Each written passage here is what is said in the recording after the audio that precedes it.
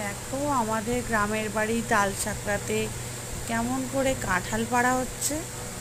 আমরা তো থাকি না, তাই এখানে কাঁঠাল খাওয়ারও লোক নেই, তাই ভঞ্জন কাকু আর অরূপদা মিলে দেখো কি সুন্দর করে ব্যবস্থা করে কাঁঠাল পাড়ছে, যাতে অ্যাডভেস্টারটার ওপরে কাঁঠালটা পড়ে যায়।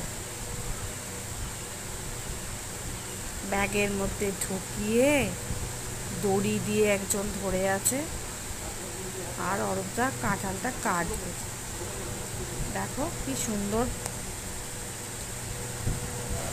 এই দেখো ব্যাগের মধ্যে কাঁঠালটা ঢোকানো হলো। তারপরে